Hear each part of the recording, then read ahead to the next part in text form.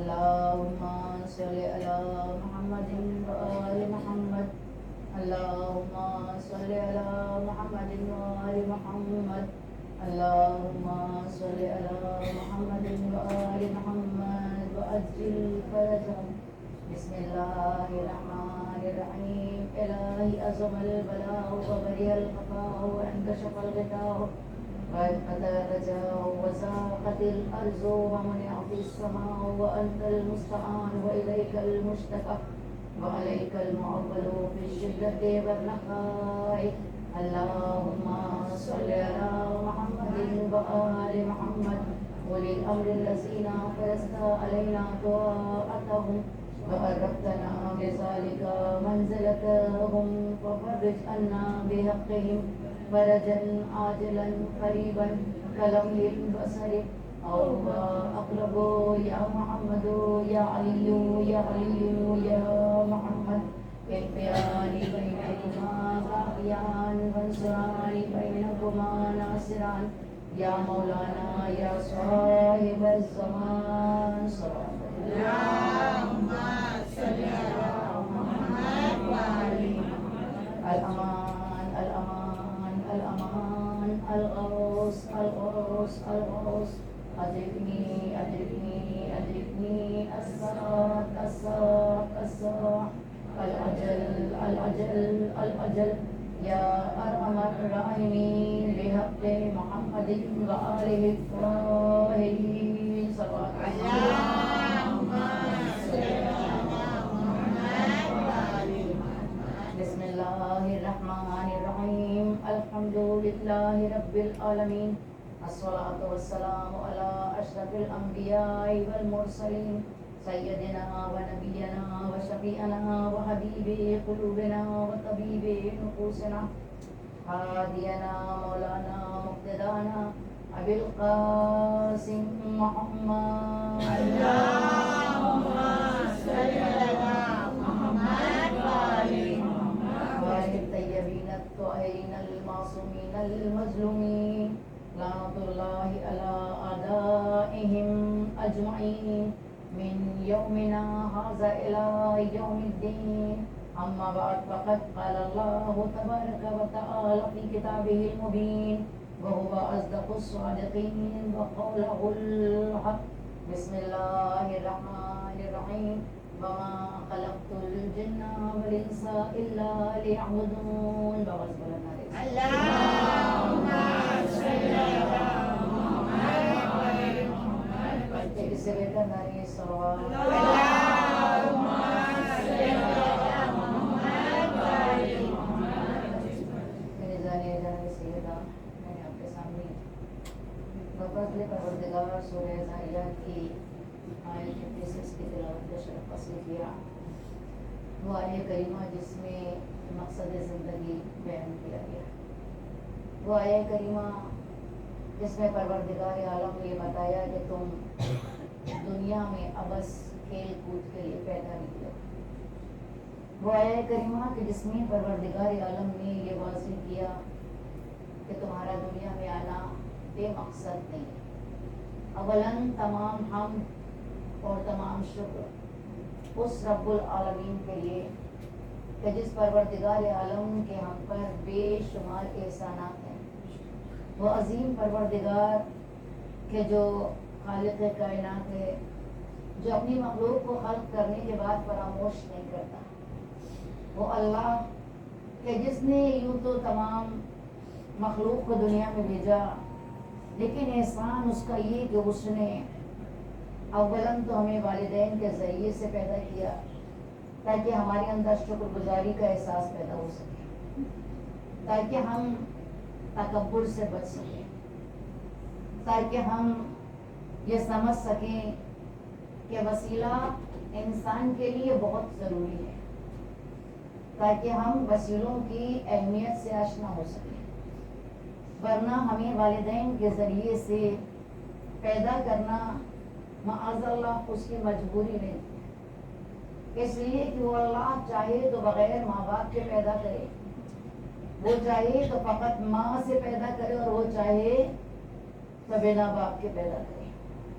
اور اس نے ہر طرح کی خلقت کر کے دکھا دیا، مثالیں قائم کر دی.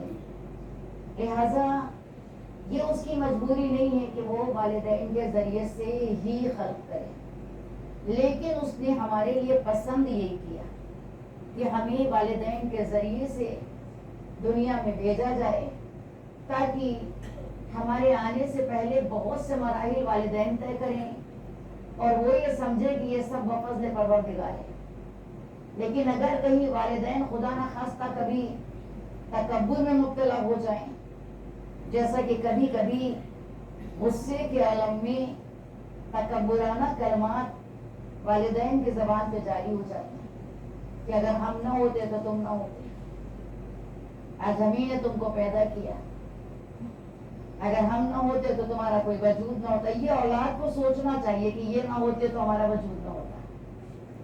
اولاد کو یہ سمجھنا چاہیے یہ اس کے حق میں بہتر ہے. لیکن والدین اگر یہ کہیں اور انہیں یہ تکبر ہو کہ ہم نہ ہوتے تو تم نہ ہوتے، تو یقیناً پروردگار عالم کا فضل نہ ہو تو کوئی نہ ماں بن سکتا ہے نہ باپ بن سکتا ہے. اس لیے کہ دنیا میں بہت سے ایسے لوگ ہیں کہ جو زن و شوہر تو ہیں، لیکن اللہ کی مرضی ہے، جسے چاہے بیٹے دے، جسے چاہے بیٹیاں دے، جسے چاہے دونوں دے، جسے جب تک چاہے نہ دے اور جتنے سال کے بعد چاہے عطا کر دے. یہ سب عطا پروردگار عزیزانی کا ہے. اور ہماری عبرت کے لیے یہ تمام چیزیں ہوا کرتی ہیں تاکہ ہم تکبر میں مبتلا نہ ہو جائیں. صلوات پڑھیں محمد.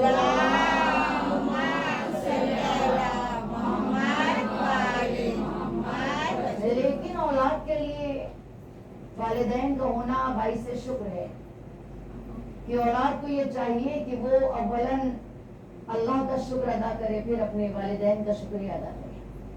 اور خاص کر ہم اور آپ اہل بیت طاہرین کے چاہنے والے، ہم محبان اہل بیت علیہ السلام جتنا شکر ادا کریں پروردگار عالم کا کریں. اور وہ اس لیے کہ انسان تو دنیا میں بہت ہے، مگر شکر ہے کہ اس نے ہمیں اہل بیت کا چاہنے والا بنا دیا. شکر ہے کہ اس نے ہمیں آل محمد کا وفادار بنا دیا. شکر ہے کہ اللہ نے ہمیں اپنے رسول کی معرفت والا بنا دیا، یا اس نے ہمیں ایسے ذریعے عطا کر دیے کہ جن ذریعوں کے ذریعے سے ہم اللہ کے بنائے ہوئے وسیلوں کو پہچان لیتے، تاکہ ہم دنیا میں آ کے یہ نہ کہتے کہ آخر پیدا ہی کیوں گئے، اتنی مصیبت سہنے سے تو اچھا تھا مر جاتے. اور پھر ہم گھبرا کے یہ گلے شکوے نہ کرتے کہ موت بھی نہیں آتی جو چھٹکارا مل جائے. کبھی کبھی ہماری بہنیں پریشان ہو کر ایسے کلمات کہہ جاتی ہیں کہ موت بھی تو نہیں آتی ہے، بڑے سخت جان ہیں، مر جاتے ہیں تو چھٹی مل جاتی. لہذا عزیزان گرامی، جب محبت اہل بیت دل میں آ جائے تو اس نعمت کا شکریہ ادا کرنے کے لیے زندگی کم پڑ جاتی ہے. کہ پروردگار عالم کا شکر ہے کہ اس نے آل محمد کا چاہنے والا ان کی کنیز بنا دیا، ان کا غلام بنا دیا. اور جب ان کی کنیز بن گئے تو پھر یہ واضح ہوا کہ وما خلقت الجن والانس الا لیعبدون. اللہ کہتا ہے ہم نے پیدا ہی نہیں کہ جن و انس کو سوائے اس کے کہ وہ ہماری عبادت کریں. صلوات بھیجیں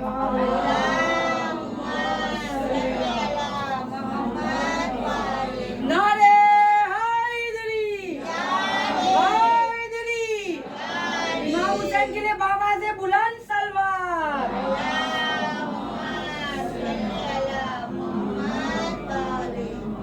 مولا سلامت رکھیں آپ تمام حسینیوں کو.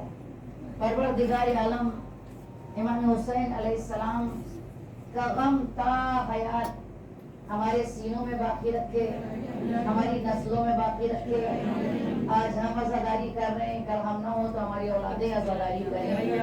یہ عزیزان گرامی، یہ شکر پروردگار کا جو اس نے مقصد واضح کر دیا. یہ نہ سوچنا کہ تم کیوں آئے، یہ نہ سوچنا کہ دنیا میں آنے کا مقصد بس اچھی سے اچھی تعلیم حاصل کرنا، اور تعلیم حاصل کرنا اس لیے تاکہ اچھی سے اچھی جاب مل جائے. اور جب اچھی جاب مل جائے تو اچھا گھر ہو جائے, اچھی دولت ہو جائے, اچھا مال ہو جائے, عیش و آرام سے زندگی کٹ جائے, تھوڑا بہت مجلس ماتم بھی کرتے رہیں, نماز روزہ بھی کرتے رہیں, سیاہ کو سفید کرتے رہیں, مال آنا چاہیے چاہے جہاں سے آئے چاہے جیسے آئے, اور جب زیادہ آ جائے ادھر ادھر سے تو زیارت کر کے اسے بات کر لیں. جب زیادہ آ گیا تو کمانے سے مطلب ہے, لہذا ہم مجالس کریں گے, اچھا تبرک بانٹ دیں گے, مال پاک ہو جائے گا. یقین مانے مجالس سے ادا ہو یا زیارت آل محمد یا عزیزان گرامی, کوئی بھی عبادت, پیسہ بھی جو ہم خرچ کرتے ہیں تو اس میں حلال مال ہونے کی شرط ہوتی ہے کہ مال حلال خرچ کیا جائے. مجالس میں بھی, زیارات پہ بھی, حج پہ جانے کے لیے بھی, ورنہ تو آج کے دور میں آپ دیکھیں جیسے جیسے حج قیمتی ہوتا چلا جا رہا ہے ویسے ویسے حاجیوں میں اضافہ ہوتا چلا جا رہا ہے. آج آپ جسے دیکھیں زیادہ تر تمام لوگ حاجی پروردگار جو نہیں انہیں بھی اللہ حاجی بننا نصیب کرے. خوش نصیب ہے وہ لوگ کہ جو جاتے ہیں اور حج کر کے آتے ہیں اور زیارتیں کر کے آتے ہیں اور ایماندار رہتے ہوئے حج اور زیارتیں انجام دیتے ہیں, اور ان کی گردن پہ کسی اور کا حق نہیں ہوتا, کسی اور کی امانت میں خیانت نہیں کیے ہوتے, کسی اور کا مال کھا کے حج کرنے نہیں گئے ہوتے, کسی اور کا حق مال کے زیارت کرنے نہیں گئے ہوتے ہیں کہ یہاں کوئی پریشان ہوتا ہے اور ہم کسی کا مال لے کر چلے جائیں حج اور زیارت کرنے کے لیے, اس لیے کہ بعد میں آنے کے بعد تو گلے میں آیت پور پڑھ لیں گے. لہٰذا عزیزان گرامی, عبادت ایسا لگتا ہے کہ بس رات دن نماز روزہ کرتے رہے پھر. اب جب اللہ نے پیدا ہی کر دیا عبادت کے لیے تو کرنا کیا ہے؟ آپ کہیں گے بڑا آسان ہے, آپ چھوڑ دیتے ہیں, بوڑھے ماں باپ کو چھوڑ دیتے ہیں, ذمہ داریوں سے ہاتھ اٹھا لیتے ہیں, اس لیے کہ ہم تو عبادت کے لیے پیدا ہوئے تو رات دن ایک گوشہ تنہائی لے لیتے ہیں اور نمازیں پڑھتے ہیں اور روزے رکھتے ہیں اور طولانی عبادت کرتے ہیں اور رات دن تسبیح کرتے ہیں اور اللہ اکبر پڑھ کے زندگی گزارتے ہیں. ماں بیمار ہے, پکارتی ہے, پکارتی رہے, باپ صدا دے رہا ہے, صدا دیتا رہے. بھائی ہم کوئی برا کام تھوڑی کر رہے ہیں, زیادہ ناراض ہوگی سامنے جا کے کہتے ہیں نماز پڑھ رہے تھے, جیسے وہ بھی کوئی انہیں پہ احسان کیا, جا کے کہتے ہیں کہ ارے عبادت کر رہے تھے, چین سے عبادت بھی نہیں کرنے دیتے. اللہ کہے گا نہیں, پہلے عبادت سمجھو تو صحیح, عبادت کہتے کسے ہیں؟ عزیزان گرامی, عبادت عبد اور معبود کے درمیان کے رشتے کو مضبوط کرنے والی شے ہے. عبادت فقط مصلی پہ جا کے نمازیں پڑھ لینا کافی نہیں ہوتا. یہی وجہ ہے کہ جو لوگ اس سے پہلے سن چکے, تھوڑے بہت لوگ تھوڑا سا ربط کروں کہ اسی لیے جو واجب عبادات ہے ان میں بھی جو سب سے خاص عبادت ہے اس عبادت کا نام ہے نماز. الحمدللہ کوئی کلمہ کو ایسا نہیں ہوگا کہ جو نماز نہ پڑھتا ہو. اگر کسی نے فقط اشہد ان لا الہ الا اللہ اور اشہد ان محمد رسول اللہ بھی کہہ دیا تو وہ نماز ضرور پڑھے گا. تو عزیزان گرامی, جو سب سے کامن عبادت ہے اور سب سے خاص عبادت ہے, دونوں چیزیں عام بھی ہے اور خاص بھی ہے. وہ ہے نماز. عام اس لیے کہ ہر مسلمان کے لیے پڑھنا واجب, اور خاص اس لیے کہ یہ قبول ہوئی تو باقی کی عبادتیں قبول ہو جائیں گی, اور یہ رد ہو گئی تو باقی عبادتیں منہ پہ دے ماری جائیں گی. سلامات بھیجیں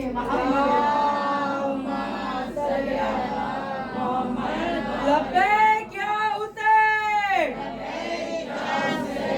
لبیک یا حسین, لبیک یا زہرا, لبیک یا عباس, لبیک یا مہدی, لبیک یا مہدی. قبلہ شام اور نجف جانے کی حاجت ہے, دونوں ہاتھ بلند کر کے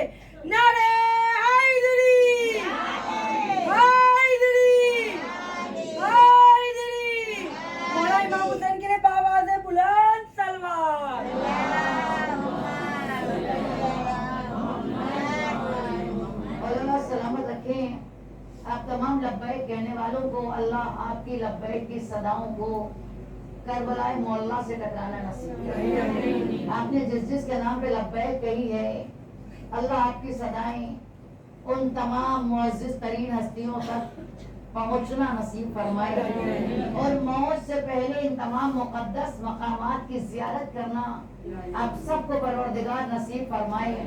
کہ عزیزان گرامی اگر تمام ذمہ داریوں کو چھوڑ کر فقط عبادت کی جائے تو عبادت قابل قبول نہیں ہے. یہی وجہ ہے کہ 50 موقف رکھے گئے. اگر آپ دیکھیں تو 2 چیزیں آپ کے سامنے عرض کرنا چاہوں گی. پہلی یہ کہ آپ کے چوتھے امام زین العابدین علیہ السلام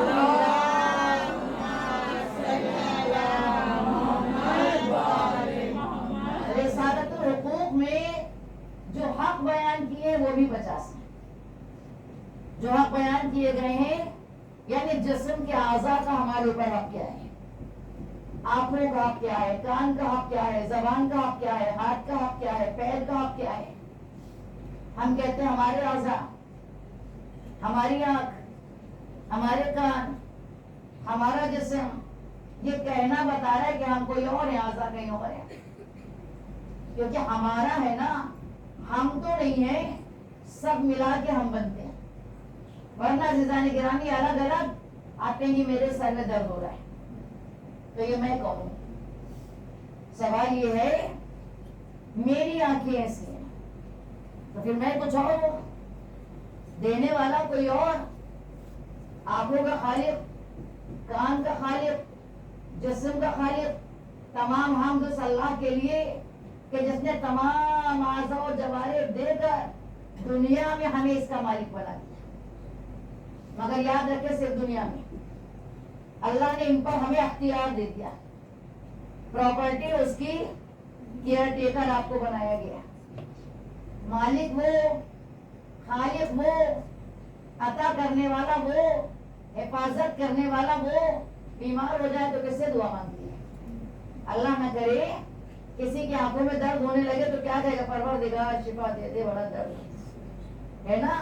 جس کی چیز ہوگی اسی سے تو کہیں گی, کسی اور سے تو جا کے نہیں کہیں گی. خدا نہ خواستہ کوئی مریض ہو جائے, ہاسپٹل میں چلا جائے, ایڈمٹ ہو جائے, آپ کیا کرتی ہیں؟ اور ڈاکٹر بھی جب بے بس ہو جائے اور کچھ نہ کر پائے تو آخر میں کیا کہتے ہیں؟ وہ کہتے ہیں دعا کیجیے اپنے رب کو, اپنے بھگوان کو, اپنے ایشور کو, اپنے اللہ کو, جس کو پکار سکتے اسے پکار لیں. گویا ان کا کہنا بھی بتا رہا ہے کہ ان چیزوں کا مالک کوئی اور ہے. اب جو مالک ہے اس سے کہیے. تو عزیزان گرامی اگر کوئی چیز آپ کو بطور نعمت دی جائے تو پھر اس کا حق ہوتا ہے ہم پر کہ اس کی حفاظت کی جائے. یہ چاہے وہ آپ کے اپنے اعضاء و جوارح ہو, چاہے وہ اولاد ہو, اور چاہے وہ دنیا کے دوسرے رشتے ہوں. یہ تمام چیزیں ہمارے پاس نعمت ہے. تو چوتھے امام نے 50 حقوق کا تذکرہ کیا. اور عزیزان گرامی جب قیامت کے بارے میں میں نے پڑھا تو معلوم یہ ہوا کہ یہاں سے جو لوگ جا رہے ہیں, دنیا سے گزر رہے ہیں, تو 50 موقف ان کے لیے بھی ہیں جہاں انہیں روکا جائے گا اور وہاں روک کر ان سے سوال کیا جائے گا. اب عزیزان گرامی اللہ جانے کیا ربط ہے دونوں باتوں میں. یہاں 50 حقوق ہیں, وہاں 50 مقامات ہیں کہ جہاں کے پر انسان کو رکنا پڑے گا. جیسے آپ جب کہیں جاتی ہے تو تھوڑا تھوڑا اسٹیشن بیچ میں پڑھتے کہ نہیں پڑھتے؟ بہت سے لوگ وطن والے ہیں جن کا وطن کچھ اور ہے, بامبے میں رہ رہے ہیں. جب آپ بامبے سے اپنے وطن جاتی تو ڈائریکٹ تو نہیں پہنچتی نا, تو درمیان میں بہت سارے اسٹاپ پڑتے ہیں. تو بہت سارے اسٹاپ یہاں سے لے کے عزیزان گرامی عالم برزخ میں بھی ہیں جن سے ہمیں گزرنا ہے. اس لیے کہ ڈائریکٹ جنت اور جہنم کا فیصلہ تو ہونا نہیں ہے. تو اس برزخ میں وہ جو اسٹاپیج ہیں وہاں پہنچنے کا بھی انتظام ہمیں یہی رہ کے کرنا ہے.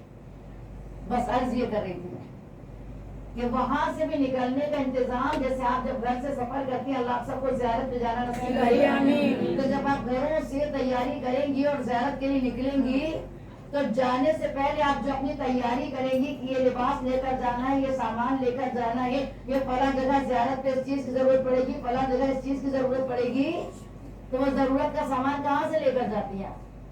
اپنے گھر سے لے کر جاتی ہیں. اس لیے اللہ نے ہمیں دنیا میں بھیجا تاکہ یہاں رہ کر آخرت کے سامان کا انتظام کیا جا سکے. ورنہ عزیزان گرامی 2 مثالیں پیش کروں. پہلی مثال یہ کہ دنیا کی مثال پانی کی ہے اور آخرت کی مثال کشتی کی ہے,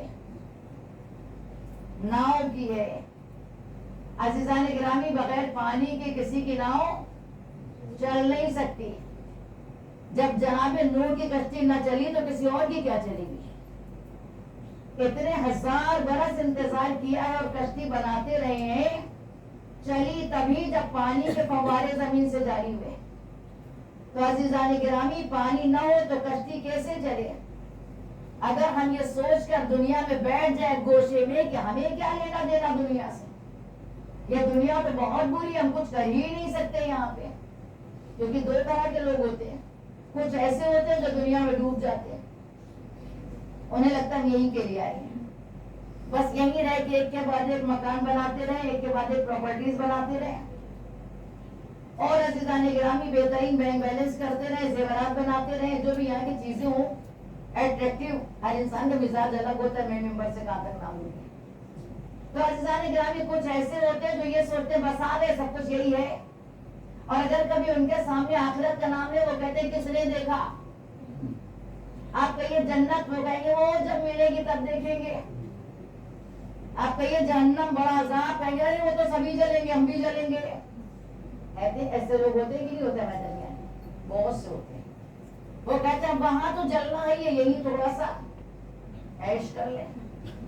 تو ایک یہ لوگ ہیں جو پوری طرح دنیا کو ہی سب کچھ سمجھ بیٹھے, آخرت کو فراموش کر دیا. ایک دوسرے قسم کے لوگ وہ ہوتے ہیں جو آخرت کو اتنا زیادہ اپنے اوپر سوار کر لیتے ہیں کہ وہ دنیا کی جائز چیزوں سے بھی استفادہ حاصل نہیں کرتے. اتنا زیادہ خشک ہو جایا کرتے ہیں, کسی سے مسکرا کے ملنے کی بھی فرصت نہیں ہوتی ان کے پاس.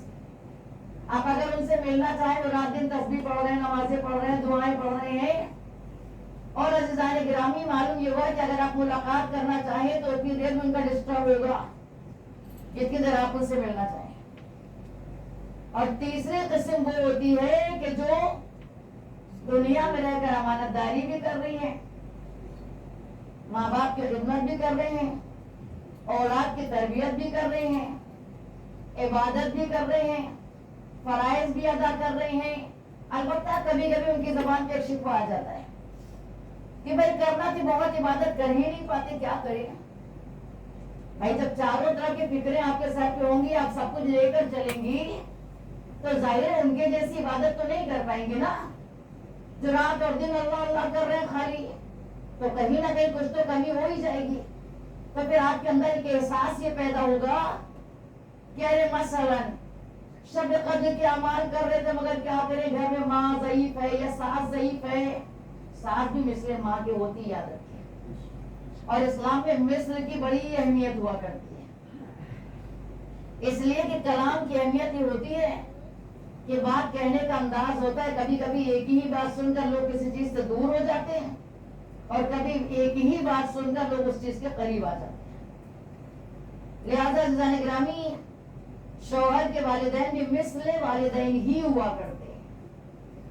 لہذا جس طرح اپنے والدین کی خدمت کرتے ہیں اور اپنے والدین کا خیال کرتے ہیں, جب اللہ اگلا گھر دے دے تو ماشاءاللہ میرے سامنے میری بچیاں, میری بیٹیاں بیٹھی اور اپنے گھر بخوبی چلا رہی. پروردگار انہیں حوصلہ اور ہمت عطا کرے, اور پروردگار انہیں اپنی خانگی زندگیوں میں کامیابی کے ساتھ گزر کرنا نصیب کرے. اور جو نہیں کر رہے ہیں, یا جن کے ذہنوں میں دنیاوی تعلیم میں یا دینی تعلیم میں بھی اگر غلط طریقے سے دے دی جائے, یہ خیال پیدا کر دیا کہ کون سا ان کے ماں باپ کا کرنا ہمارے پر فرض ہے. آج بہت تیز وبائی بیماری کی طرح یہ وبا پھیلتی چلی جائے گی. اور میں کیا کروں, ہماری ملاقات تو ہر طرح کے لوگوں سے ہوتی ہے, ہم ہر طرح کے لوگوں سے ملتے ہیں نا. بہت سے خوش ہو کے کہتے ہیں کہ بہت لائق اولادیں ہیں, بہت اچھے ہمارے بچے ہیں, بڑی خدمت کر رہے ہیں. بہت سی آنکھوں میں آنسو بھی نظر آتے ہیں. بہت سے لوگ مال اور دولت اور گھر اور بار اور سب کچھ ہوتے ہوئے بھی بڑے غریب نظر آتے ہیں. اب افسوس ہوتا ہے, اور خاص کر اگر کوئی یہ کہہ دے کہ نہیں دیندار لڑکی نہیں چاہیے, زیادہ پڑھی لکھی مدرسے والی لڑکی نہیں چاہیے. میں نے سنا ہے اکثر میرے ساتھ ہوتا ہے ایسا کہ لوگ یہ کہتے نہیں مدرسے والی نہیں چاہیے. کیوں نہیں چاہیے بھائی؟ کہ وہ آتی ہے تو الگ اپنا بس اپنے شوہر اور بچوں کا کرتی ہے. اس لیے کہتے ہیں نا اوور اسمارٹ ہونا بھی اچھی بات نہیں ہوتی, تو بہت زیادہ پڑھ لینا بھی کبھی کبھی نقصان دہ ہو جایا کرتا ہے. جو اسلام ایسا اخلاق سکھائے آپ کو کہ اگر آپ راستہ چل رہی ہو اور کوئی بزرگ خاتون راستہ چل رہی ہو اور وہ نہ چل پا رہی ہو, لڑکھڑا رہی ہو اور اس کے ہاتھ میں ایک لاٹھی ہو, اور آپ سوچیں ہم تو جوان ہیں ہم پار کر جائیں, اور وہ بیچاری درمیان میں پریشان ہوتے رہے, تو بتائیں آپ کا کوئی فرض ہے کہ نہیں؟ آپ کی کوئی رشتہ دار نہیں, عزیز نہیں ہے, خونی رشتہ نہیں ہے, لیکن رک کر اس کو پار کریں گے کہ نہیں پار کریں گے؟ اسلام کا حکم یہی ہے کہ آپ رک جائیے اور رک کر آپ اس کو راستہ پار کروائیے جو مجبور ہے. کوئی بچہ آپ کو چھوٹا سا نظر آ جائے جو روڈ کراس کر رہا ہے, نہیں کراس کر پا رہا ہے, آپ تنہا کراس کر سکتی, مگر انسانیت کے ناطے کیا کریں گی؟ آپ رک کر اس کو پار کریں گے کہ نہیں کریں گے؟ تو جو اسلام غیروں کا اتنا خیال رکھے وہ اپنوں کو کیسے چھوڑ دے گا؟ صلوات پہ دے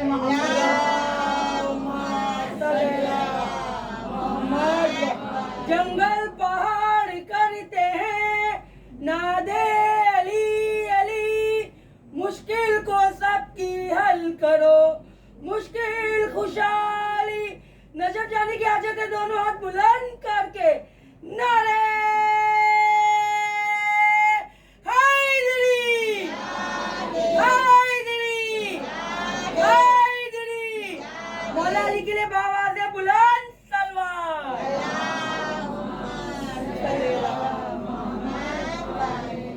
اللہ سلامت رکھے آپ تمام یا علی کہنے والوں کو بھی اور یا علی کہلوانے والوں کو بھی, اس لیے کہ وہاں کوئی کام نہیں آتا سوائے ذات علی کے, کیونکہ وعدہ علی نے ہی کیا, کسی اور نے وعدہ بھی نہیں کیا. آپ سے وعدہ کیا ہے تو فقط علی نے کیا ہے کہ یہاں بھی کام آئیں گے, جہاں اولاد کام نہیں آئے گی وہاں بھی کام آئیں گے, اور قبر میں بھی کام آئیں گے, اور پولیس صراط میں بھی کام آئیں گے.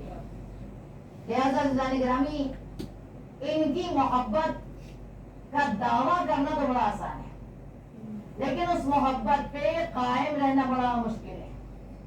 یہ یاد رکھیں, فقط یا علی کہہ دینا کافی نہیں. اگر آپ نے علی کہا, لوگ کہتے ہیں اکثر آپس میں بھی جب آپ کی کسی سے بڑی اچھی بانڈنگ ہو جائے, چاہے وہ پڑوسی ہو, چاہے وہ رشتہ دار ہو, چاہے وہ عزیز ہو, چاہے وہ آپ کی کوئی دوست کیوں نہ ہو, تو کہتے ہیں دیکھو اب نبھانا بھی. ایک جملہ کہا جاتا ہے نا کہ اب اگر ایک دوسرے سے دوستی کی ہے تو نبھانا نہیں. میں وہ جملہ کہنا نہیں چاہیے, غلط میسج نہ پہنچ جائے, اس لیے کہ دوستی محرموں سے ہو تو ہی بہتر ہے نا, کہ آپس میں اگر محبت کی ہے تو نبھانا ہے. تو نبھانا کیسے؟ عملی طور پہ دھوکہ نہیں دینا ہے, غداری نہیں کرنا ہے. آپ دنیا میں کسی سے محبت کریں, آپ یہ سوچتے اس کو پسند کیا, جس کی فیوریٹ ڈش بناتے ہیں, آج اس کے لیے کچھ کرتے ہیں جسے ہم چاہتے ہیں. عزیزان گرامی, کبھی سوچیں کہ ہم نے علی کے لیے کیا کیا, کبھی سوچیں ہم نے اپنے وقت کے امام کے لیے کیا کیا.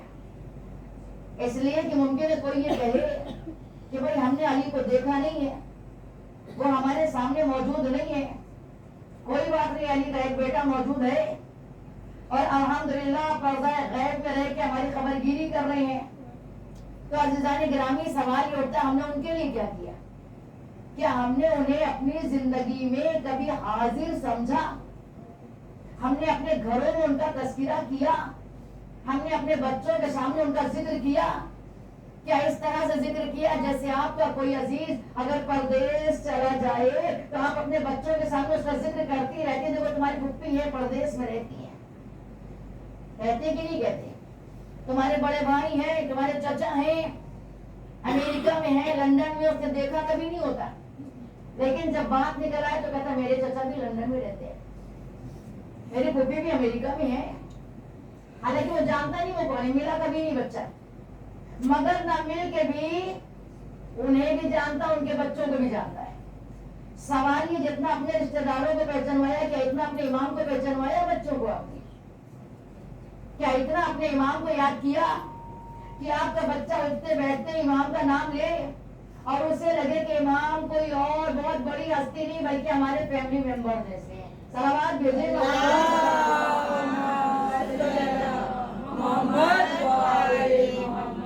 ماؤں کی گود کو اہمیت کیوں دی گئی ہے؟ اس لیے کہ عبادت میں نے پہلے ہی عرض کر دیا فقط نماز اور روزہ نہیں ہے. حالانکہ نماز کے لیے بھی شرط یہ تھوڑے سے 2-4 جملے میں نے عرض کیے تھے اس سے پہلے ایک مجلس میں کہ وضو ضروری ہے. وضو کیوں ضروری ہے؟ وضو کیوں ضروری؟ نماز سے پہلے جو یہ حکم ہے کہ آپ مسواک کریں یا برش کریں. آج کے دور میں ہر وضو سے پہلے ممکن ہے تو برش کریں. سوچے جو ہر وضو سے پہلے برش کرے اسے دانتوں کی بیماری کبھی ہو ہی نہیں سکتی. اگر واقعی اسلام کو ہم فالو کریں ایسے جیسے کرنا چاہیے جیسا اہل بیت طاہرین نے حکم دیا. آج کتنے لوگ ہیں جو پریشان ہیں بیمار ہیں جبکہ اللہ کے رسول نے ہر وضو سے پہلے مسواک کرنا سکھایا تھا. اور عزیزان گرامی پھر سوال یہ اٹھتا ہے نماز سے پہلے وضو کیوں ضروری؟ ان جوابوں کے علاوہ ایک جواب آپ کے سامنے پیش کرو اس لیے کہ آپ کے دہن کا اندر سے بھی پاک اور صاف اور خوشبودار ہونا ضروری ہے. آپ کہیں گے کیوں؟ بھائی اندر کے دہن کا خوشبودار ہونا. پہلی بات تو یہ کہ مومن کے دہن سے کبھی بدبو نہیں آتی کہ دوسرا مومن اس سے بات کرنے میں کراہیت محسوس کرے. اور دوسری بات یہ کہ وضو کے بعد آپ ذکر پروردگار کرتی ہے. نماز کیا ہے؟ ذکر الہی، تلاوت قرآن، سورہ حمد کی تلاوت. تو اگر آپ نماز جیسی عبادت سے پہلے وضو کریں بلکہ خالی اس پہ وضو نہ کریں ہر لمحہ باوضو رہے. ہر لمحہ. ایک مرتبہ شیطان سے ملاقات ہوئی کسی نبی کی اور جب انہیں نے سوال کیا کہ بتا تمہارا سب سے بڑا دشمن کون ہے؟ اس نے کہا پہلے دشمن تو آپ خود ہیں جو پوچھ رہے ہیں. پوچھنے والا نبی تھا. اور دوسرا وہ جو ہر وقت باوضو رہتا ہے. آپ سمجھے وضو کی قوت کیا ہے؟ آپ کہنے والا وضو میں بھی کوئی طاقت ہے؟ وہ تو جب نماز پڑھنے چلے تو وضو کر لیا. وضو میں اتنی طاقت ہے کہ جب تک آپ باوضو ہیں آپ پاک ہیں اور جب آپ باوضو ہیں تو شیطان آپ کو بہکا نہیں پاتا. جلدی وہ قریب آنا چاہتا ہے لیکن آپ کی طہارت اس کے درمیان ایک رکاوٹ، ایک پردہ بن جاتی ہے. اس لیے اسے وہ لوگ بالکل نہیں پسند ہے جو ہر وقت باوضو رہا کرتے ہیں. اور جبکہ باوضو رہنے کا ایک اثر یہ ہوتا ہے کہ اچھی باتوں کا آپ کے اوپر جلدی اثر ہوتا ہے اور جلدی سمجھ میں آتی ہے کیونکہ انسان باوضو رہتا ہے. لہذا اگر مائیں بچپن سے جیسے اپنے بچوں کو رات دن ڈانٹتی رہتی ہے سونے سے پہلے برش کرو، صبح اٹھ کے برش کرو. بچے کبھی کبھی پریشان ہو جاتے ہیں. اس طرح سے اپنے بچوں کو برش کے ساتھ ساتھ تھوڑا تھوڑا وضو کرنا بھی سکھا دے. یقین مانے اگر آپ نے بچپن سے کوشش کی نا تو آپ کا 5 سال کا بچہ بھی وضو کرنا سیکھ جائے گا. صلوات بھیجے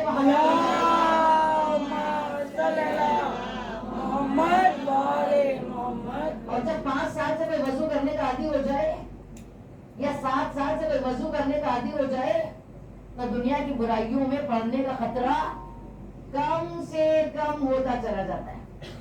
پھر اس کے بعد عزیزان گرامی بات عبادت کی ہو رہی ہے نا تو وضو کریں گے تب آپ نماز پڑھیں. اس طرح سے اپنے بچوں کی جب تربیت کریں، بچوں کی پرورش کریں تو ارباب ازاں معصوم بچوں کو جو بہت بڑے بڑے علماء گزر گئے اور جب ان کی ماؤں کے سامنے ان کی تعریف کسی نے کر دی تو ماؤں کو بالکل حیرت نہیں ہوئی. کس نے کہا آپ کو حیرت نہیں ہوئی؟ آپ کا بیٹا اتنے بلند مقام پہ پہنچ گیا. ماں نے کہا نہیں مجھے معلوم تھا یہ اسی مقام پہ پہنچے گا. اللہ اکبر! کتنا یقین، کتنا بھروسہ، اتنا اعتماد. ہمارے 2 بچے ہو تو ہمیں پتہ نہیں ہوتا کون کس مقام پہ پہنچے گا. ہم کوشش بھی کر رہے ہوتے ہیں ان کو سدھارنے کی اور ساتھ ساتھ پریشان بھی ہو رہے ہوتے ہیں کہ بچہ سنتا ہے. اور انہیں یقین ہے کہ ہمیں تو معلوم ہی تھا. کسی نے کہا آپ کو کیسے معلوم؟ پہلے سے معلوم تھا. مجتہد بنے گا، فقیہ بنے گا، عالم بنے گا. ماں نے کہا معلوم تھا. کیوں؟ کہا اس لیے کہ میں نے نماز شب کبھی چھوڑی نہیں اور اپنے بچے کو جاڑے کی ٹھنڈی اور لمبی راتوں میں بھی کبھی بغیر وضو کے میں نے دودھ نہیں پلایا. اللہ تو جو ماں اتنا زیادہ خیال کرے کہ شیرخوار بچہ ہے، چھوٹا سا بچہ ہے. میں اکثر نیند میں مائیں ہوا کرتی ہیں، سو رہی ہوتی ہیں اب بچے کو بھوک لگ گئی، اکثر ہمارے اٹھ کے بیٹھنا بھی گوارا نہیں کرتی، کبھی کبھی اتنا تھک جاتی ہے دن بھر، اور نہ یہ کہ اٹھ کے جائیں اور وضو کر کے آئیں اور پھر آ کے بچے کو، لیکن کچھ پانے کے لیے کچھ کھونا تو پڑتا ہے نا، ذرا نیندیں قربان تو کرنا پڑتی ہے نا۔ جب بلند درجات حاصل کرنا ہو تو یقیناً مائیں اپنا سکھ چین کھوتی ہیں، اور پھر انعام کیا ملتا ہے جب اپنے بچوں کی تربیت۔ اچھا اگر یہ نہیں کر سکے تو کیا کریں؟ اگر یہ نہیں کر سکے، وقت نکل گیا، تو ہر لمحہ اپنی اولاد کے لیے دعا کرتی ہو۔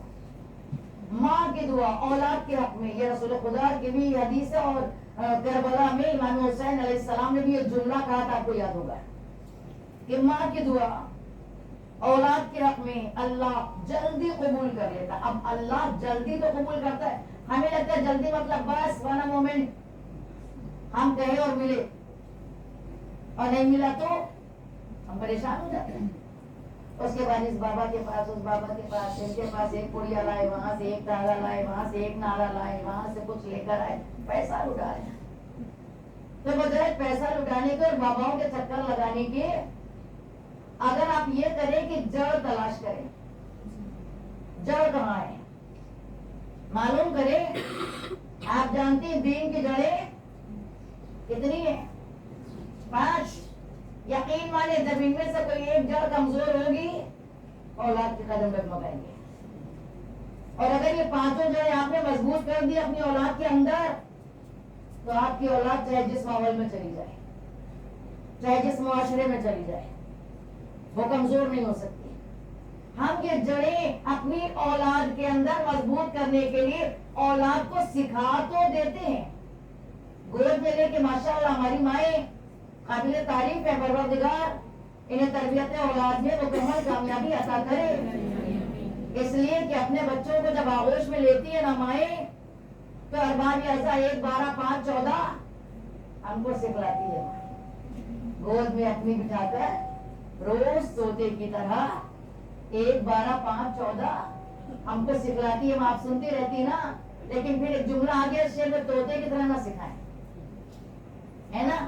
اس لیے کہ آپ نے سنا ہوگا شاید ایک کہانی کہ جب ایک شکاری نے دیکھا کہ بہت سے پرندے جال میں قید ہے تو اسے بڑا ترس آیا، تو اس نے کہا نہیں، ہم ان پرندوں کی ایسی تربیت کریں گے کہ جال میں پھنسے ہی نہیں۔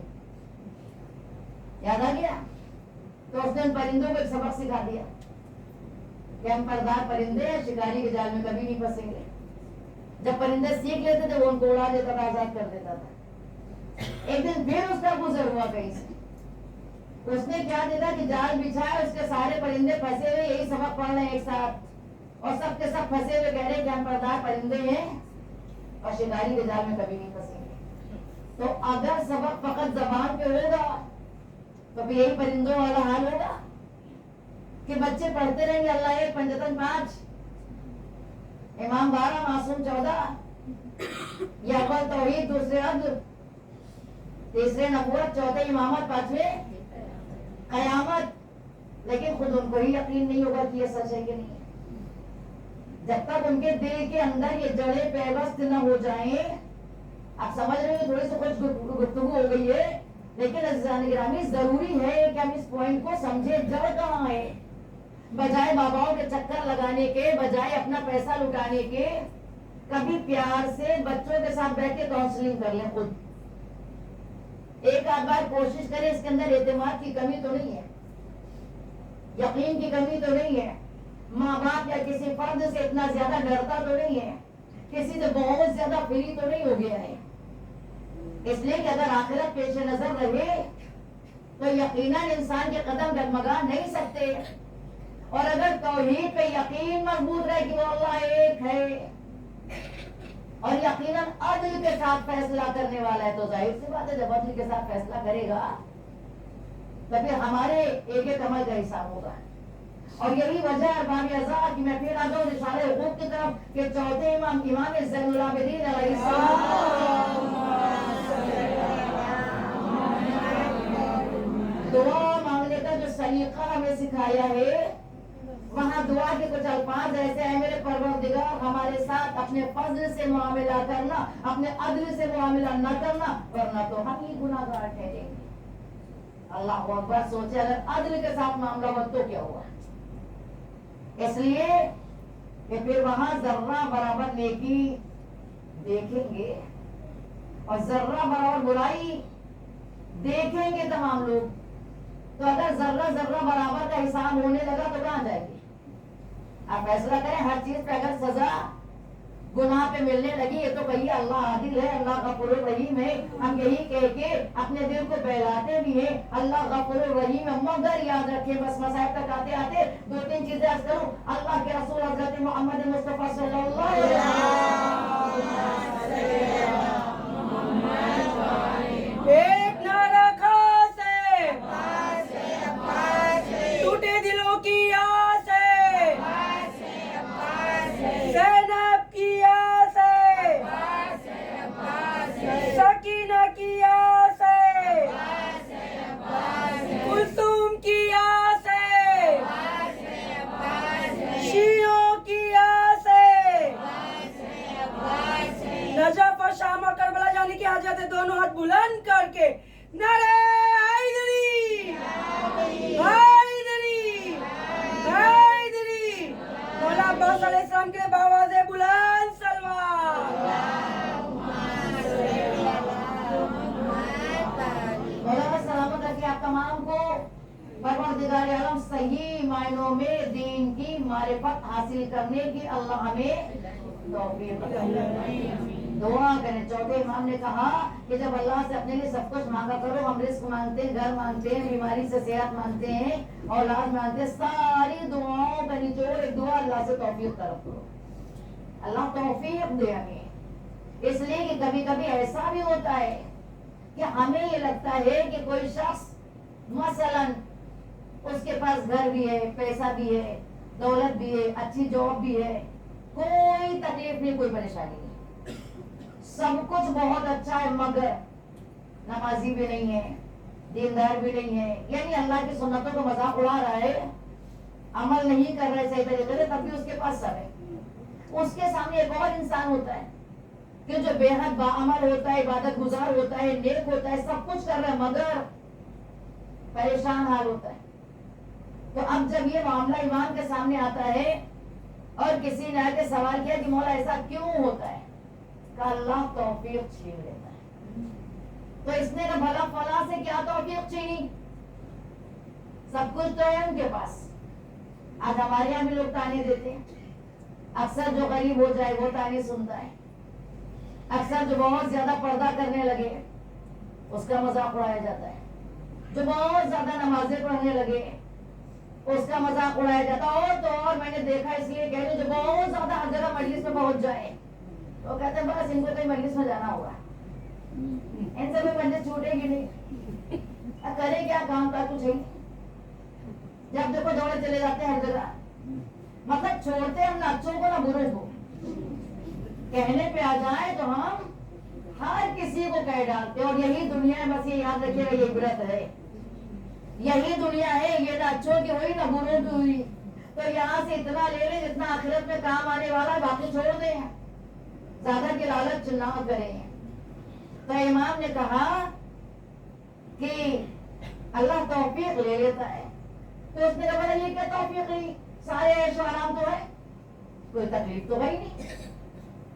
تو امام نے کہا یہ بتاؤ کہ جس کے پاس اگر اتنی دولت ہے، اب یہ ہر دولت مند کے لیے نہیں ہے، یہ یاد رکھیے گا، جس کے پاس اتنی دولت ہے اور جو رات دن اپنی دولت کے حساب کتاب میں رہتا ہے، کیا وہ صبح کی نماز کی لوٹ پاتا ہے؟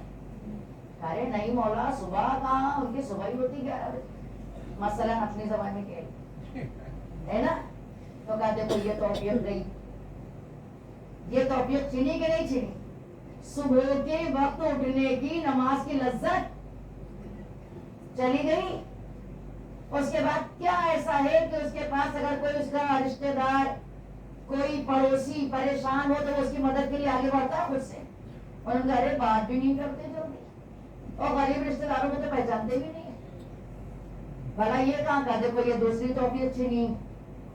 اس لیے کہ اللہ نے دولت تو دی تھی، اگر چاہتا تو اس دولت سے یہ دوسروں کی مدد کر سکتا تھا، اپنے غریب رشتہ داروں کا ساتھ دے سکتا تھا، اپنے بھائی بہنوں کا، اپنے عزیزوں کا خوش نصیبی وہ جو کرتے ہیں. دیکھیے دولت دے کے بھی اللہ آزماتا ہے، دولت لے کے بھی اللہ آزماتا ہے. دونوں طرح سے انسان کا امتحان ہوتا ہے. تو ارباب اعضاء پھر مولا نے اس طرح کی جب کئی باتیں بتائیں کہ دیکھو تمام نیکیوں کی توفیق چھن گئی کہ نہیں چھن گئی. اب رات اور دن انسان کیا سوچتا ہے؟ میرا نصیب، میرا مقدر، میری قسمت، یہ سارا میرے مقدر کا، میرے نصیب کا، میں کیوں دوں؟ اس کے بعد غفلت ایسی ہو جاتی ہے کبھی کبھی ارباب اعضاء کہ ضعیفی آ جاتی ہے. پھر ضعیفی میں ہوتا یہ کہ نعمتیں ساری رہتی، کھا کچھ نہیں سکتے. دنیا میں پہلی سزا ہے، اتنی بیماریاں ہیں کہ خالی جوس پہ گزارا کرنا ہے. آپ کی آنکھوں کے سامنے آپ کی محنت کی کمائی اور ٹیبل پہ 10 طرح کے کھانے سجے اور سب کھا رہے ہیں، آپ نہیں کھا سکتے. اس کے بعد ارباب اعضاء پھر ہوتا یہ کہ غفلت کے عالم میں وصیت کرنا یاد نہیں آتا. یہ کبھی اس کے اوپر تو الگ سے پورا اشرا پڑے تو بہت ہو جائے. یہ یاد نہیں آتا وصیت کرنا. نتیجہ یہ کہ خود تو جیسی تیسی زندگی گزار کے چلے گئے، اب وہ مال آ گیا اولاد کے ہاتھ. جب اولاد کے ہاتھ مال آ گیا تو آپ تو وہاں اپنا حساب دے رہے، اولاد یہاں لڑ گئی، یہ دکان ہم کو لینا، یہ مکان ہم کو لینا، فلاں پراپرٹی ہماری، فلاں تمہاری. ساری محبت ختم، سارا خلوص ختم. یہ جو باپ کے سامنے جان بوجھ کے مل کے آ رہے تھے اچھے بن بن کے کہ شاید ابا ہمارے نام یہ لکھ دے، شاید یہ والی دکان ہمارے نام آ جائے، اور جب ابا بغیر وصیت کیے چلے گئے، اب وہی اولادیں پیچھے بیٹھ کے کہہ رہی ارے لکھ کے چلے گئے ہوتے تو کیا برا تھا، چلے گئے ایسا ہی ہے. لیجیے جانے کے بعد سن رہے ہیں، دنیا سے جانے کے بعد وہی جن کے لیے کمایا تھا، جن کے لیے محنت کی تھی، جن کے لیے حلال حرام نہیں سمجھا تھا، جن کے لیے برائیاں کی تھی، جن کے لیے رشوت لی تھی، جن کے لیے یہ نہیں سوچا کہ اللہ راضی ہوگا کہ ناراض، نہ خدا راضی ہوا نہ اولاد راضی، کیا فائدہ اس سے؟ تو بہتر ہے اسے راضی کرے نا جو حساب کتاب لینے والا ہے. لہٰذا عزیزان گرامی موقع بھی 50 حقوق بھی 50. کبھی اور موقع ملا تو عرض کروں گی آپ کے سامنے. لیکن جیسا کربلا والوں نے حق ادا کیا ہے ایسا آپ کو ادا نہیں کر سکتا. ممکن ہے کسی کے ذہن میں خیال آ جائے تو 2-3 چیزیں آپ کے سامنے میں نے عرض کی اپنی دلیل کے طور پہ عرض کر دوں. آپ کہیں گے پھر کیا کریں؟ اگر مان لیجئے وقت گزر گیا اور اولاد نہیں سنتی تو اب کیا کریں؟ اب بحیثیت ماں آپ اپنی اولاد کے لیے یہ کر سکتی ہیں کہ 2 رکعت نماز ادا کریں، اور 2 رکعت نماز میں نیت کریں میں 2 رکعت نماز پڑھتی ہوں ہدایت اولاد کی قربتاً اللہ. آپ کی نیت واضح ہو گئی کہ آپ کس لیے کر رہی ہیں. اور اس کے بعد عزیزان گرامی آپ اس نماز کی پہلی رکعت میں سورہ ابراہیم کی آیت نمبر 40 کی تلاوت کریں. رب اجعلنی مقیم الصلاۃ ومن ذریتی. اور اسی کے بعد فوراً دوسری وہ آیت آتی ہے کہ جسے آپ پڑھتی ہیں دعائے قنوت میں، ربنا اغفر لی ولوالدی وللمؤمنین یوم یقوم الحساب. یہ آیت بھی سورہ ابراہیم کی ہی آیت ہے. صلوات پڑھیں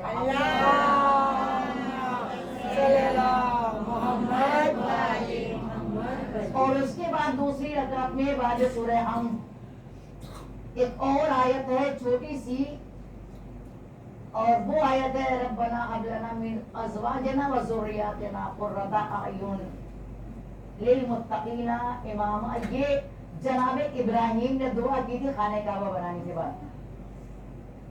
اے پروردگار میری اولاد، اب زوج کہتے دیکھیں دونوں کو، زوجہ کے لیے شوہر اس کا زوج اور شوہر کے لیے زوجہ اس کی زوج. اب دو میں سے جو نماز پڑھ رہا ہے وہ، اگر زوجہ نماز پڑھ رہی ہے تو پھر شوہر اور بچوں کے لیے دعا ہو گئی. اگر شوہر یہ نماز پڑھ رہا ہے تو اس نے اپنی زوجہ اور اپنے بچوں کے لیے یہ دعا کی. تو اگر آپ یہ عادت ڈال لیں کہ 5 نمازوں میں سے کسی بھی وقت پابندی کے ساتھ یہ نماز پڑھنا شروع کریں اور پڑھ کے اپنی اولاد کے حق میں دعا کریں پروردگار میری ذریت، میری اولاد، میرا ہمسر یا میری ہمسر، انہیں دین پر قائم رکھنا.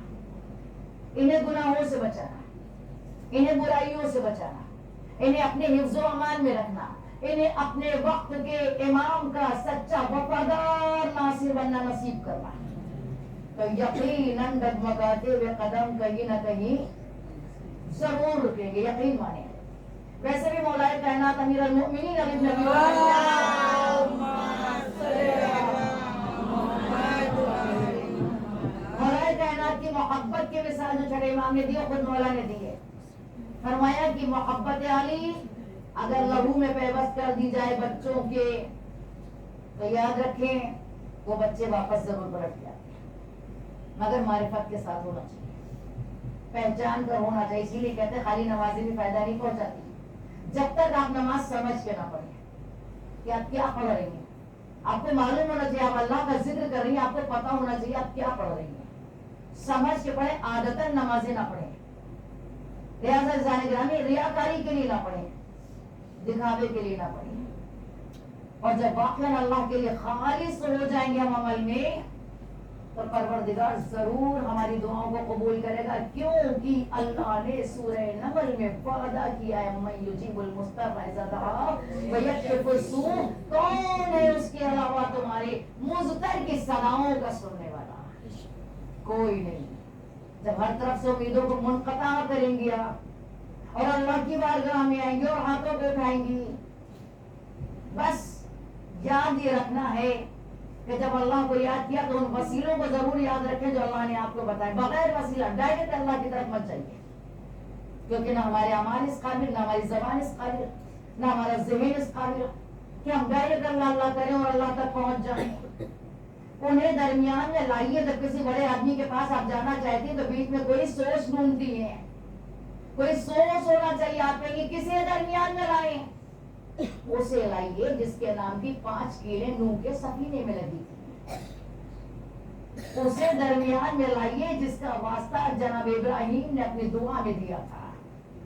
اسے درمیان میں لائیے جس کا واسطہ انبیاء کرام نے دیا ہے. ہماری آپ کی تو بساط کیا ہے, دعا آپ کو اپنی مانگنا ہے, لیکن ہاتھ اٹھا کے کہیں اللہم انی اسألک بحق محمد وانت المحمود وبحق علی وانت الاعلی وبحق فاطمہ وانت فاطر السماوات والارض وبحق الحسن وانت المحسن وبحق الحسین وانت قدیم الاحسان.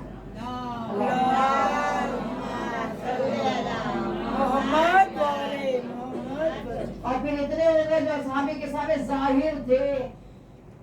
یہ تو ظاہر تھے نا, 5 تو تھے چادر کے نیچے, مگر چادر کے نیچے 5 ہی تو نہیں تھے نا, کچھ اور بھی تو تھے جو نظر نہیں آ رہے تھے, جو پشتے امام حسین علیہ السلام میں نور کی شکل میں موجود تھے. تو پھر کہیے کہ تسعۃ الطاہرین من ذریۃ الحسین علیہ السلام, کہ وہ ذریت طاہرہ امام حسین علیہ السلام کی جو قیامت تک آنے والی, تو جو اس کا واسطہ میری دعا کو قبول کر لے. ایک بابا سے بلند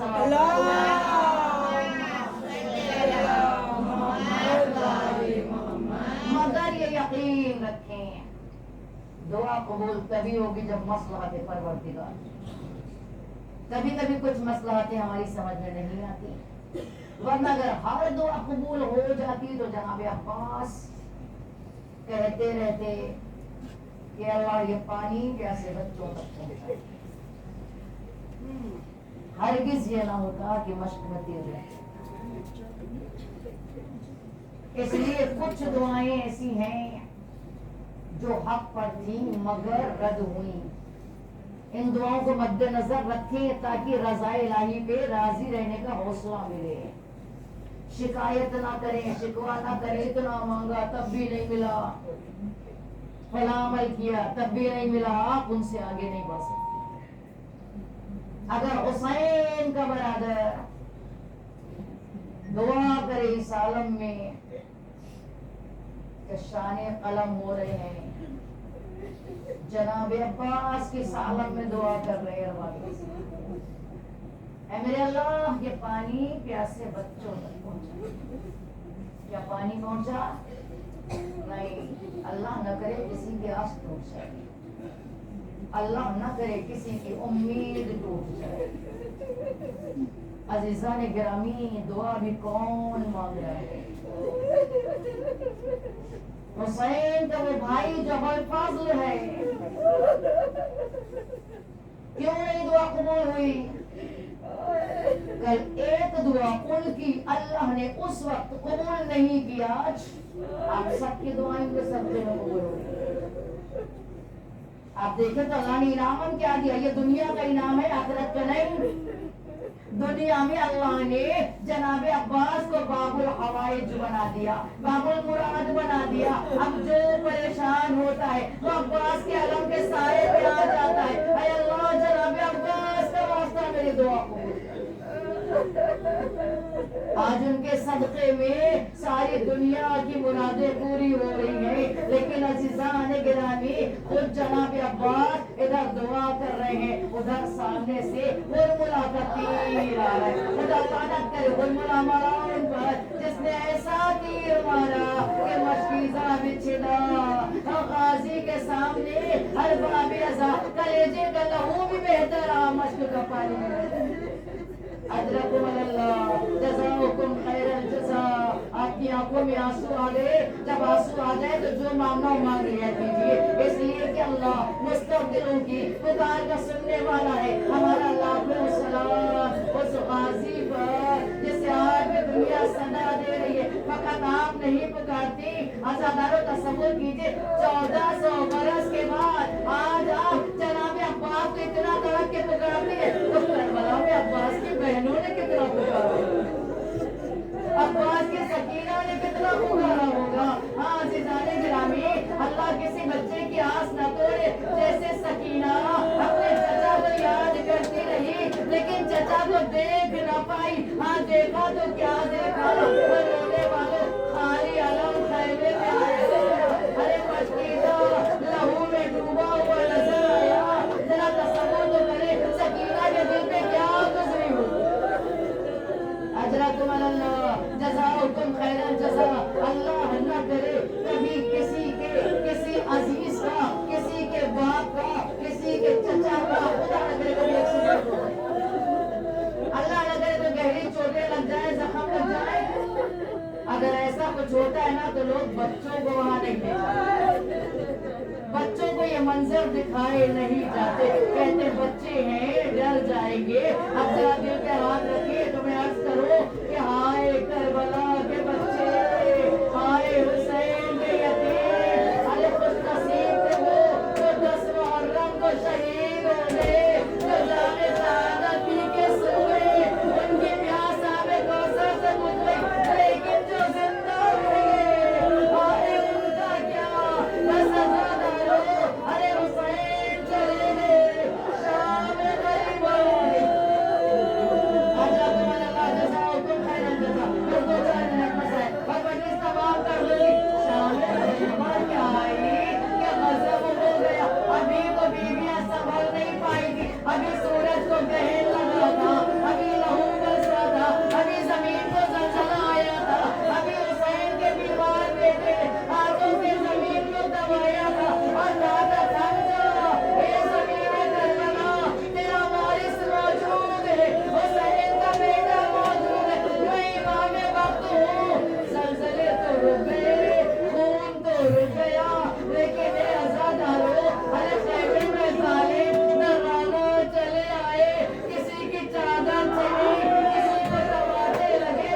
साहिबान औलाद का मजमा है, कुछ माएँ नजर आ रही है, कुछ बच्चे नजर आ रहे हैं। ए अज़ादारों जब खैमे चलने लगे आपने शान गरीबों के मसाइल सुने।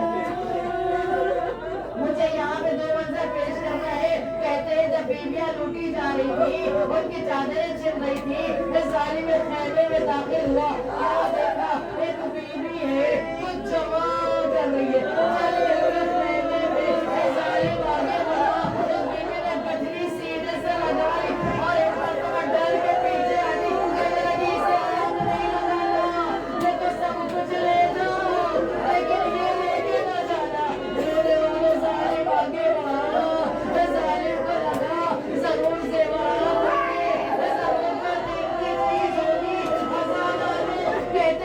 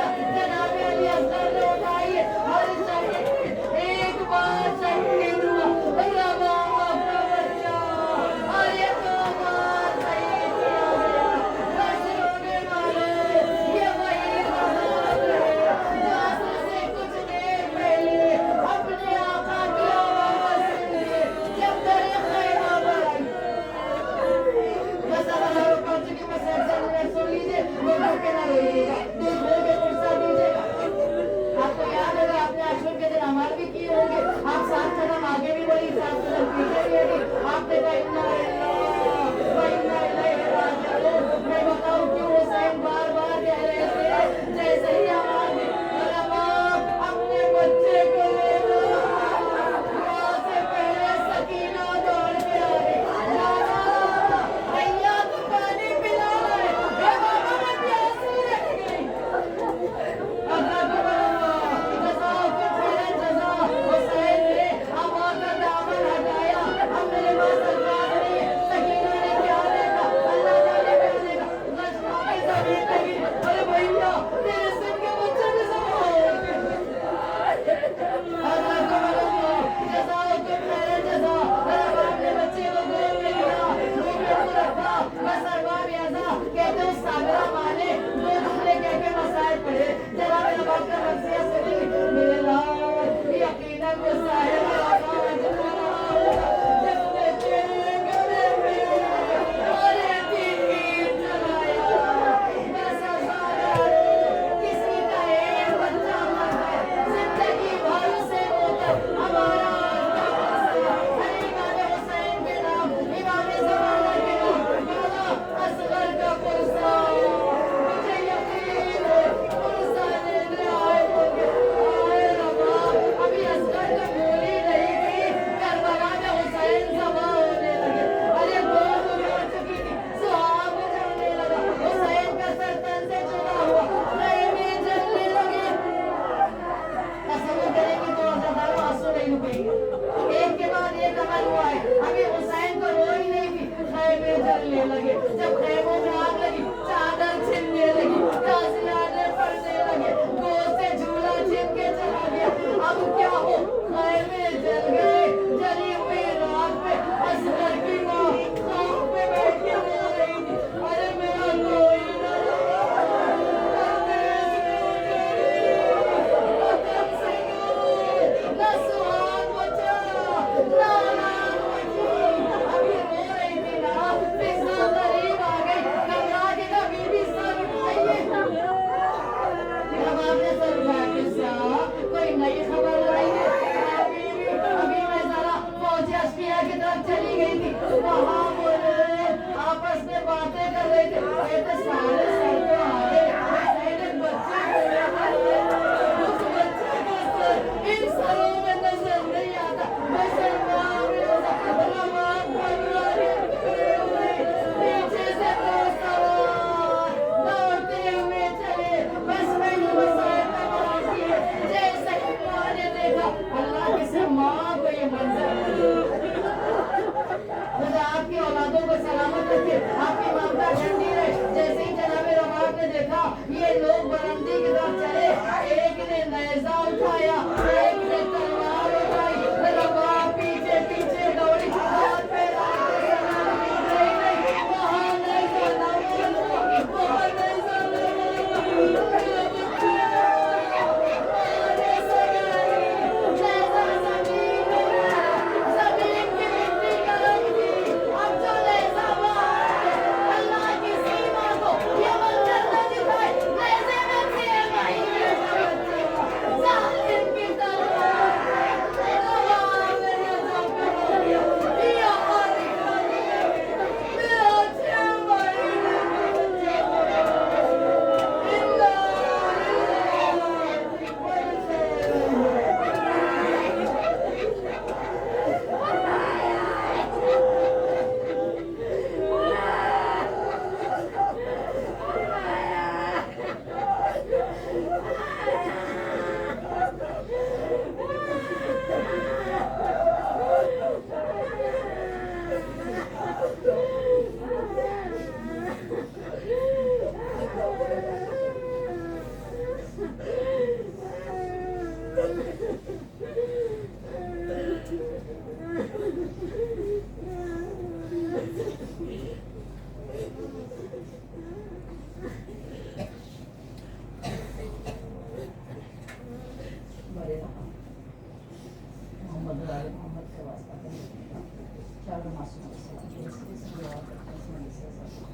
हमारे नासों इस करीब इबादत को कबूल फरमाए।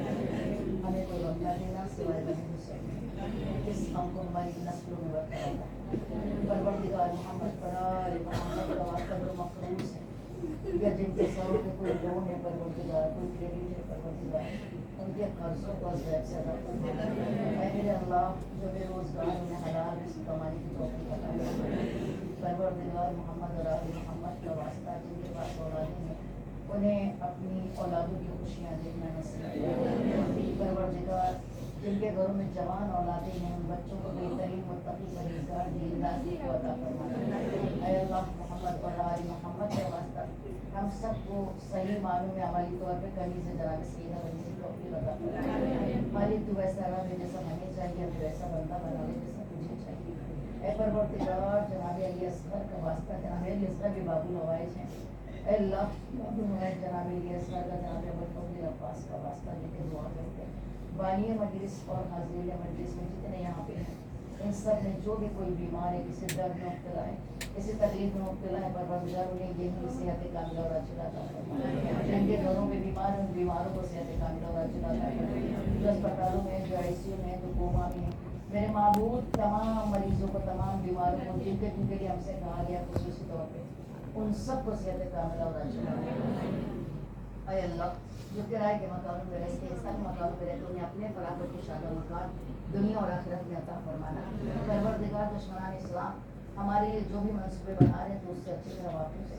ऐ मेरे परवरदिगार, उनके मक्र को उनकी तरफ पलटा देना, हमें अपने वतन में इज्जत आबरू के साथ, अपने बाल बच्चों के साथ रहना नसीब फरमाना। जो परदेसी उनकी हिफाजत फरमाना। रब्बना तक़ब्बल मिन्ना इन्नका अंतस